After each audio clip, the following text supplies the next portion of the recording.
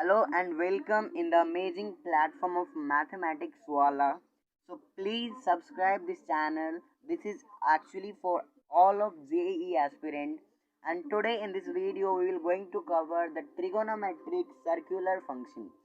So we are first starting from the basic. So first, here something is trigonometric or circular function in which we are taking the two axes. The first axis is x and we are taking the point as a O. Actually, it is a center and x o x axis as well as y o y axis. Now, in these two axes, we draw a circle. According to these two axes, we just draw a circle. Okay. After drawing these two axes, we draw a circle. Now, these circle will cutting the coordinate axis at namely just name it at which point they are cutting. So for better understanding, we are naming it as a A. This part we are naming it as a B. This part we are naming it as a A. Actually, these are where these point and this point is meeting. Okay. B is here where this point and this point is meeting. Okay. A is here where the circle points as well as this line point is cutting. And same here also we can name it B comma where it is cutting. Okay. So it is actually name where the circle point and this coordinate axis cutting each other. Now, according to this, you have to suppose that a point moving starts from A. Now, A we are naming it here A. एक point start होता है यहाँ से. Okay, the point is start from here and it move in anti-clockwise direction. In which direction?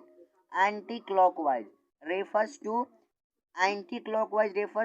this is moving in this direction like this. Okay, starting from here it is moving in this direction, so this is anti-clockwise direction.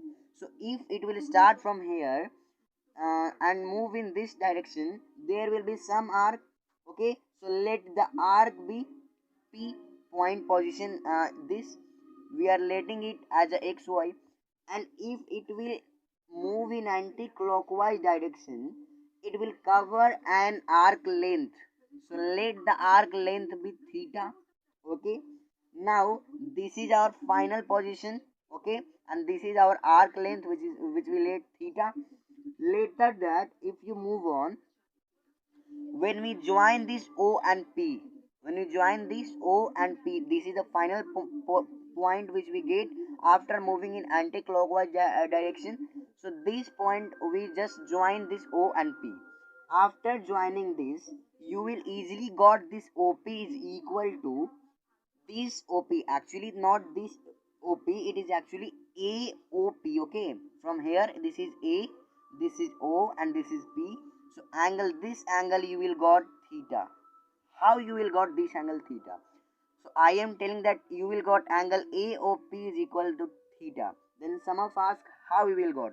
So you know one formula that theta is equal to L upon my R, where this L is arc, length of arc, and this is your radius. Okay, this is your radius.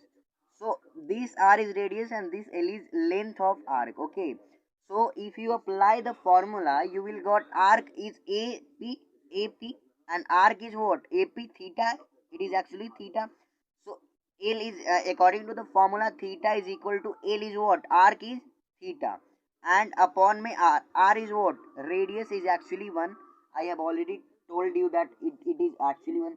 So the radius is actually 1.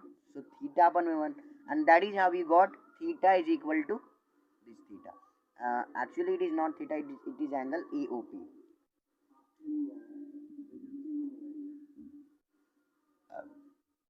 Uh, that is how you got angle AOP is equal to theta. Okay, now uh, we just derive it after using this formula theta is equal to L upon R.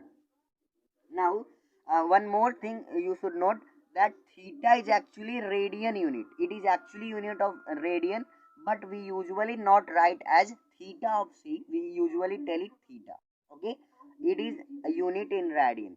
Now, if you understand this whole concept, you went to six trigonometric functions. You can right now you can define six trigonometric functions according to this. What are those six trigonometric functions?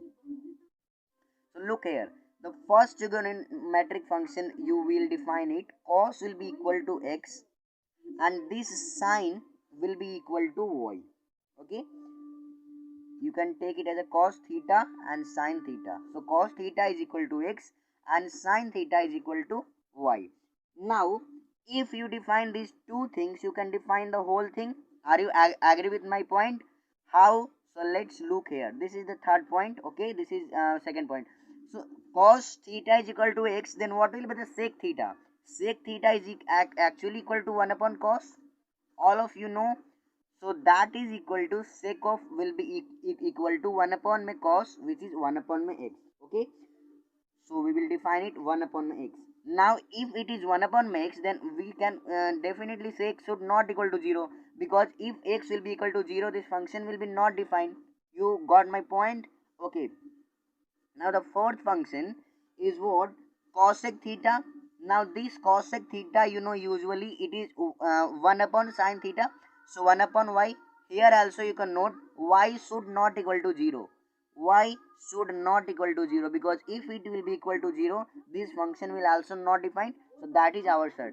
Now the third, the fifth thing which comes here, tan theta will be what? So tan theta, everyone know sine upon cos.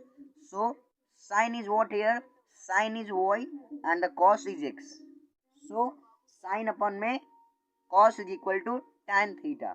So now from here you can also define ki x should not equal to 0, because if it will be 0, then its function will be not defined. And the last term come is cot theta. Now this cot theta is equal to always cos upon